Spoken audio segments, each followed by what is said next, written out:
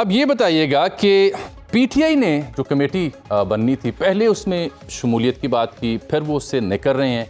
इस कमेटी का वजूद, इसका हैसियत क्या होगी जबकि अब बड़ी अपोजिशन जमात जो है वो इसका हिस्सा ही नहीं है? ये तो आपके लिए एक वॉक ओवर है। इसका जो मैंडेट है, इसका जो पर्सोना है, उसके ऊपर तो सवाल उठेंगे कि ये तो मन मर्जी का फिर चीफ जस्टिस लगा दिया आपने। बहुत शुक्रिया अजमल। देखिए, बात ये है कि पाकिस्तान पीपल्स पार्टी ने हमेशा सियासी डायलॉग पर जोर दिया और इस हुकूमत के साथ भी हमने हर मौके पर इस बात पर जोर दिया कि कानून साजी हो, आइन साजी हो या कोई भी पार्लियामान के थ्रू आपने बिजनेस पास कराना है तो कोशिश कीजिए कि ज्यादा से ज्यादा उस पर कंसेंसस बिल्डअप हो।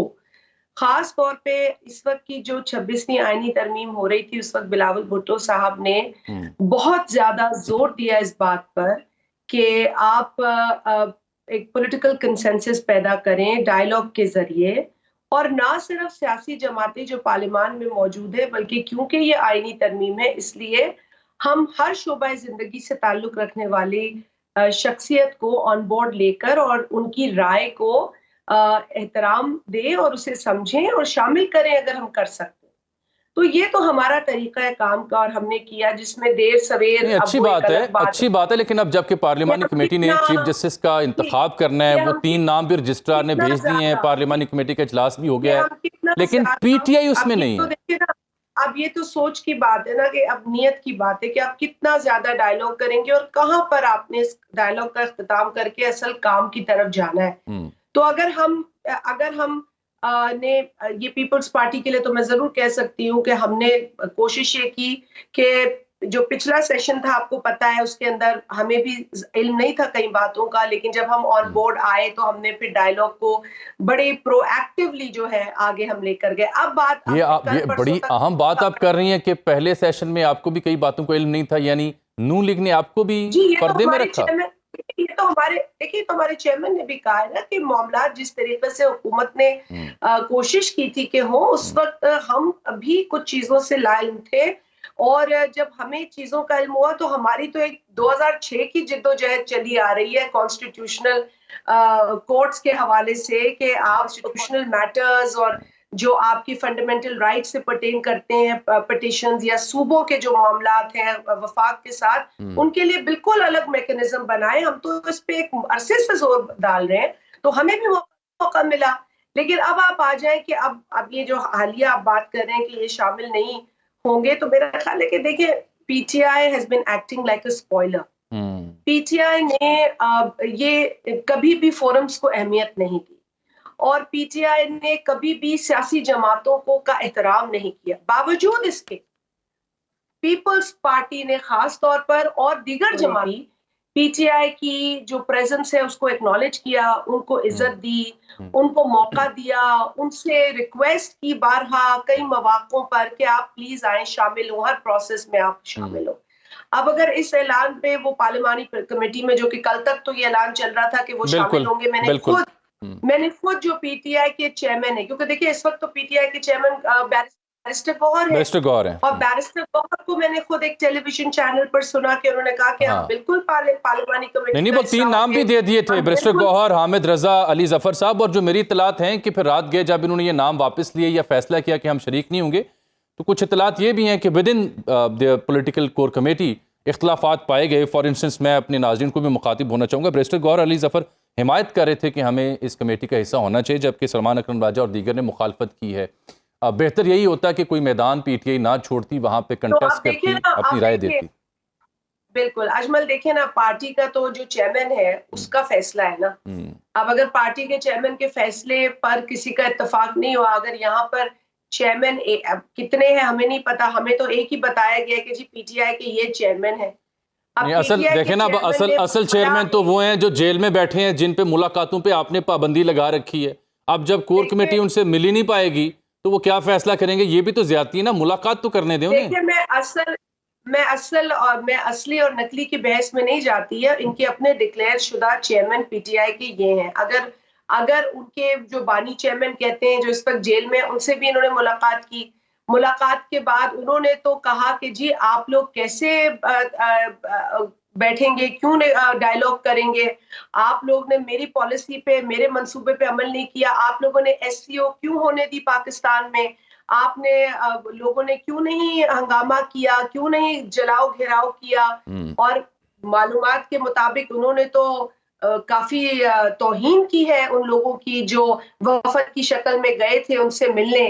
तो अगर एक जिसे ये बानी पीटीआई कहते हैं वो पॉलिटिकल रियलिटीज को मानता ही नहीं, वो पॉलिटिकल लेकिन उन पे आप पे सादा सवाल, आप चूंकि जमहूरियत पसंद जमात हैं, आप लोगों ने भुगता भी हो, हमेशा जमहूरियत की बात करती हैं, सियासी जमातों को आप ऑन बोर्ड लेके चलने पे यकीन रखती हैं। ये दुरुस्त बात है कि कई हफ्ते कई दिन गुजर गए, उनके बानी चेयरमैन जनाब इमरान खान साहब पर मेल मुलाकातों पर पाबंदी, इज इट राइट वे? क्या ये होना चाहिए? But Ajmal, my information is that ऐसी कोई पाबंदी नहीं जिसका ढंडोरा पीटा जा रहा है, ऐसा कोई ट्रीटमेंट नहीं है जिसका तासुर दिया जा रहा है। जो मालूमात हासिल हुई हैं और ऑन रिकॉर्ड जो मालूमात मेरे पास है, उनको हर किस्म की आसाइश मुहैया है। एक आम कैदी को वो आसाइशें तो छोड़े, वो कन्वीनियंस ही नहीं है जो उनको है, उनके खाने से लेकर उनकी वर्जिश से उनकी मुलाकात। चलिए, ये तो आपका पॉइंट है। मैं जरा, अगर आप इजाजत दें तो आईनी तरामीम पे दोबारा बात करना चाहूंगा। देखिए, इसके ऊपर पीटीआई का रद्द-ए-अमल तो आया है, वो मैं डिस्कस करता हूँ, लेकिन आईसीजी यानी इंटरनेशनल कमीशन ऑफ ज्यूरिस, इसकी एक मैंने प्रेस रिलीज देखी है जिसमें ये कह रहे हैं कि this is a blow to the independence of judiciary. बल्कि वो ये कह रहे हैं कि इन तब्दीलियों से जुडिशरी के ऊपर सियासी असर रसूख बढ़ेगा। और ये उनके जो आईसीजे के सेक्रेटरी हैं, सेंटियागो कैंटन प्रॉबेबली उनका नाम है, सेंटियागो, उनकी दस्तखतों से ये जारी की गई प्रेस रिलीज है। ये तो पाकिस्तान के लिए इंटरनेशनली बदनामी का बायस बन रही है अगर वो ये कह रहे हैं कि ये ब्लो है to the independence of judiciary, या ये भी एक साजिश है। देखिए, यही तो मसले मसाइल हैं। हम अगर इसकी कॉम्पोजिशन को निकालें इस फोरम की, तो 60 के करीब मुख्तलिफ लोग हैं, उसमें जूरिस्ट भी हैं, उसमें दीगर members of the civil society भी हैं। लेकिन इन्हीं की एक रिपोर्ट मेरे पास है, जिस आईसीजे को आपने कोट किया और जिस आईसीजे ने स्टेटमेंट्स दी हैं, उन्हीं की एक पुरानी रिपोर्ट है जो कि बिल्कुल इनकी इस बात को वायलेट करती है, इससे इनकार करती है, इसे कॉन्ट्रडिक्ट करती है, will be the right word, complete contradiction of what the ICJ press release said, which is what you have mentioned. इन्होंने कहा है उस रिपोर्ट के अंदर कि the suo motu in Pakistan needs to be regulated and appointment of judges should be made on merit and transparently, and basically जो points इन्होंने इस रिपोर्ट में डाले हैं वो उन तमाम चीजों से मिलते जुलते हैं जो इस वक्त 26वीं आईनी तरमीम में पास हुए।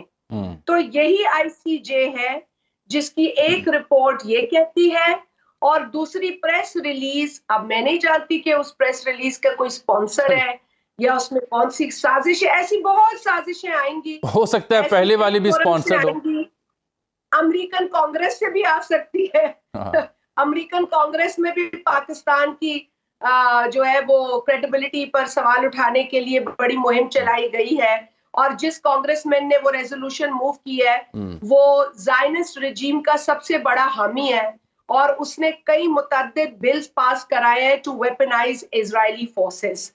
तो अब आप बात को खोलेंगे तो बहुत सारी बातें सामने आएंगी, इसके भी ताने बाने पता चल जाएगा कहां से मिले। लेकिन इसी फोरम की पिछली रिपोर्ट जो है वो उन तमाम रिकमेंडेशंस के ऊपर मबनी है जिनको 26वीं आईनी तरमीम में इनकॉर्पोरेट किया गया है। अच्छा शाजिद जी, मेरे साथ थोड़ी देर के लिए मेरे साथ रहिएगा, छोटी सी मैंने एक मुख्तसर ब्रेक लेनी है, आगाज में यहीं से करूंगा। नाज़रीन stay with me, I am coming back in a while. Live Jami में एक बार फिर से आपको खुशामदीद कहते हैं। शरीक गुफ्तगू हैं पाकिस्तान पीपल्स पार्टी की सीनियर रहनुमा मोहतरमा शाज़िया मरी। आईनी तरामीम और उसके बाद की सूरत हाल, पीटीए का लाहमल, उस पर गुफ्तगू वो कर रही हैं। अच्छा शाज़िया जी, अब ये बताइए, क्या ये तासुर दुरुस्त है कि हज़रत मौलाना ये चाहते थे कि सीनियर मोस्ट जज ही चीफ जस्टिस हो, यानी जस्टिस मंसूर अली शाह, क्योंकि अब वो कमरा नंबर 1 में भी मुंतकिल हो गए और कायद साहब चैम्बर में चले गए। और कायद साहब ने आज एक इख्लाफी नोट भी जारी किया है, जो अक्सरियती जजेस का फैसला था मखसूस नशिस्तों के हवाले से उसके ऊपर। तो इज़ इट ट्रू कि मौलाना चाहते थे और पीपल्स पार्टी उनसे एग्री करती थी कि सीनियर मोस्ट को होना चाहिए? देखिए, मौलाना साहब की और पीपल्स पार्टी की मुख्तलिफ नशिस्तें हुई हैं और नशिस्तों के अंदर दोनों जानिब से जो बातें हुई हैं उस पर इत्तफाक राय रहा। और कुछ चंद बातें ऐसी थी जिसपे कि हमारी जानिब से आई और मौलाना साहब ने हमारी उस पे जो जिरा थी, हमारे जो पॉइंट्स थे उसे सुना। कुछ पॉइंट्स उनके थे, उनकी पेशकश या प्रपोजल्स थे। तो बड़ा एक बड़ा मैं समझती हूँ कंड्यूसिव एनवायरनमेंट था